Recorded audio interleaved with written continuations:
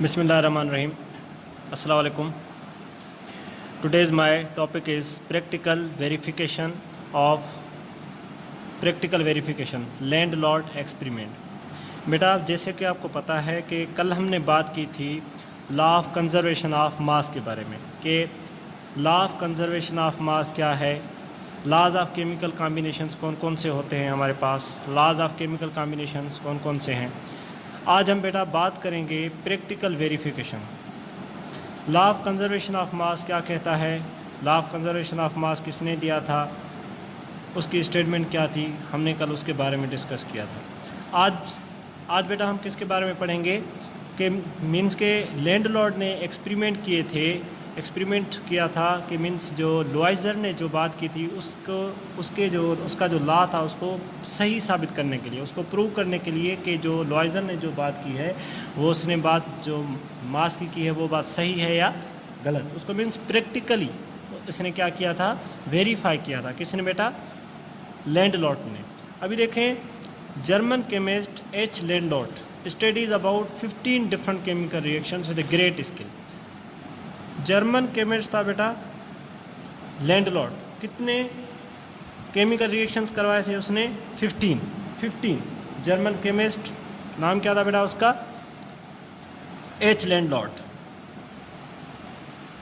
To test the validity of the law of conservation of mass. उसने बेटा ये practical verification क्यों की, वो टेस्ट कर रहा था कि जो लुआइजर ने जैसे कि कहा है कि भाई मास के neither be created nor be destroyed in any chemical reaction or the initial weight of the substance is equal to the final weight of the substance. जैसे कि लुआइजर ने बात की थी कि भाई जो मास होता है वो बेटा क्या होता है, सेम, मास में चेंजेस नहीं आती।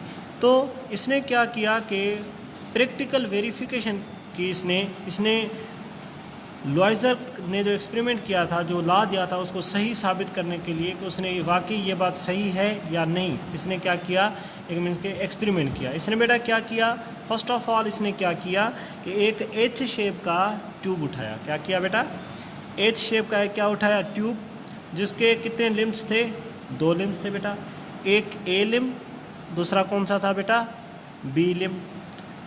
For this he took H shape tube as shown in figure 2.2। ये यहाँ पे हमारे पास ये देखें बेटा, ये क्या है, फिगर है हमारे पास।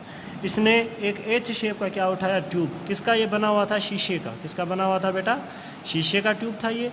इसने क्या किया, एक ए लिम्ब था और दूसरा कौन सा था बेटा, बी लिम्ब। अभी ये जो ए लिम्ब था इसने इसको कैसे रखा, वर्टिकली। कैसे रखा बेटा, वर्टिकली रखा। अभी देखें, and filled the 2 limbs A and B with silver nitrate in limb A। जो बेटा A लिम्ब था इसमें इसने क्या डाल दिया, AgNO3। AgNO3 ये क्या है, सिल्वर नाइट्रेट, इसे क्या कहा जाता है, सिल्वर नाइट्रेट।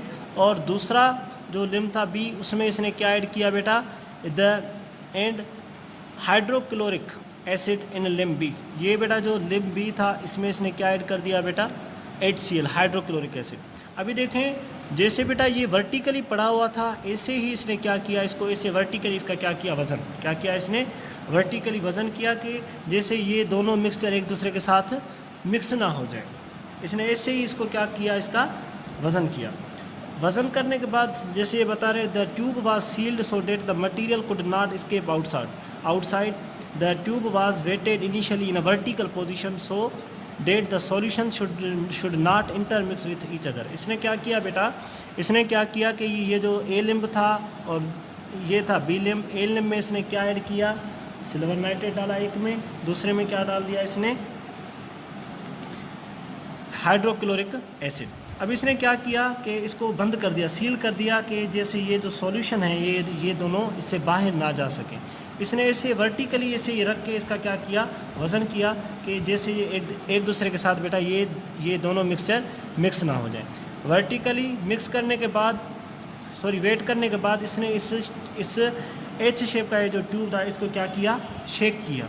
जब इसने थोड़ा सा इसको बेटा शेक किया तो शेक करने से क्या हुआ बेटा कि ये जो दोनों सॉल्यूशंस थे ये एक दूसरे के साथ क्या हो गए, यहाँ से क्या हो गए बेटा, ये दोनों मिक्स हो गए।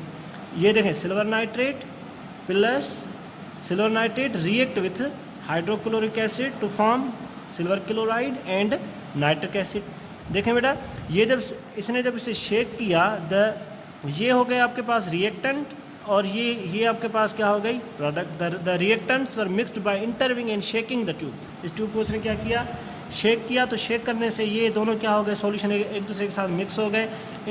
सिल्वर नाइट्रेट और HCl मिक्स होने के बाद रिएक्शन हो गया। रिएक्शन होने के बाद हमारे पास प्रोडक्ट कौन सी बन गई बेटा, सिल्वर क्लोराइड, और बेटा कौन सी बन गई हमारे पास प्रोडक्ट, नाइट्रिक एसिड। अभी देखें इसने क्या किया कि ये जो प्रोडक्ट बन गई, दोबारा फिर इसने क्या किया, इस ट्यूब का क्या किया, वेट। तो दोबारा जो वेट किया इसने, तो वही मीन्स के मास में कोई भी चेंजेस नहीं आ रही थी। मास क्या हो रहा था बेटा, सेम मास में। ये देखें, thus total mass of substance before reaction, जो रिएक्शन से पहले वाला जो मास था सब्सटेंस का, is equal to the total mass of the substance after reaction. Means कि हम कह सकते हैं कि जो पहले वाला जो बेटा वज़न था, जो मास था रिएक्शन से पहले जो इसने किया था, उसके बाद जब रिएक्शन हो गया, जब सिल्वर क्लोराइड और नाइट्रिक एसिड बन गया हमारे पास, उसके बाद जब इसने वेट किया तो वेट क्या आ रहा था बेटा, इनका सेम। मीन्स के इससे ये साबित हुआ कि बेटा लॉयजर ने जो बात की थी कि कोई भी आपके पास केमिकल रिएक्शन हो, उसमें आप ना ही मास को ख़त्म कर सकते हैं ना ही पैदा कर सकते हैं। जो शुरुआती वज़न होता है किसी भी सब्सटेंस का, वो बेटा बराबर होता है किसके, फाइनल वन के।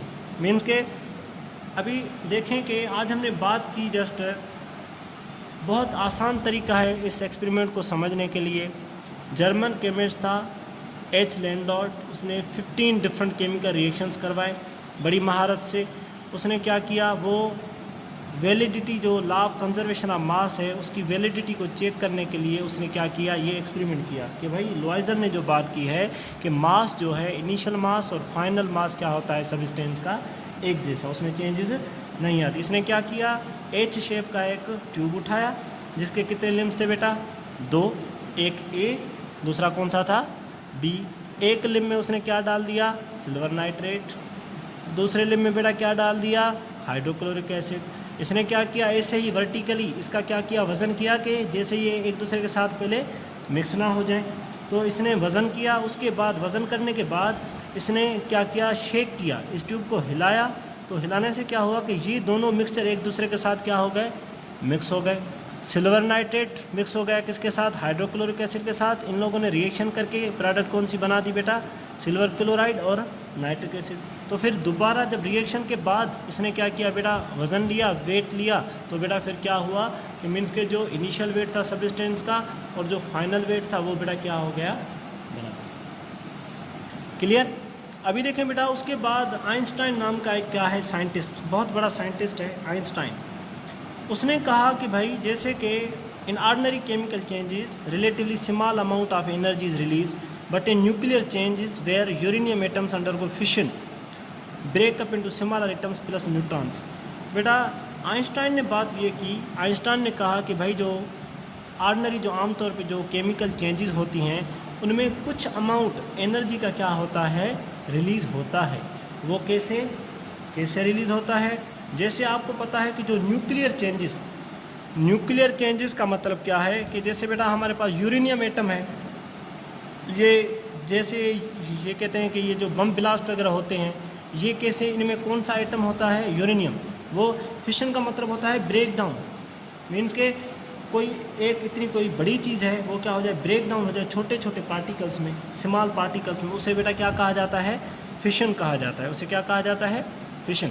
अभी देखें कि हम कह सकते हैं कि जब एनर्जी क्या होती है, एनर्जी क्या होती है, रिलीज़ होती है, तो उसमें थोड़ा सा मास में थोड़ी सी चेंजेस आती है, लेकिन इतनी मास में थोड़ी चेंजेस आती है, इतनी कम चेंज आती है कि हम किसी भी इंस्ट्रूमेंट के ज़रिए वो हम चेंज डिटेक्ट मालूम नहीं कर सकते। मीन्स के आइंस्टाइन की एक रिलेशन दिया था उसने, is equal to mc², where is the energy, ये ई बेटा क्या है, energy, m is the mass in grams and c is the velocity of light in centimetre per second.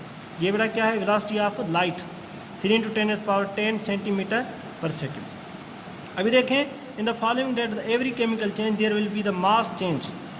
Einstein ने कहा कि कोई भी आपके पास केमिकल चेंज हो उसमें मास चेंज होता है, लेकिन इतना कम चेंज होता है कि हम किसी भी इंस्ट्रूमेंट के ज़रिए जितना मास लॉस हो रहा है या कितना मास गेन हो रहा है वो हम डिटेक्ट नहीं कर सकते। इसकी ये मेन पॉइंट क्या है यहाँ से देखिए, बट ये बेटा देखें, but this change is too small that no one has yet been able to detect through weighting techniques, hence the law of conservation of mass is therefore still valid, therefore still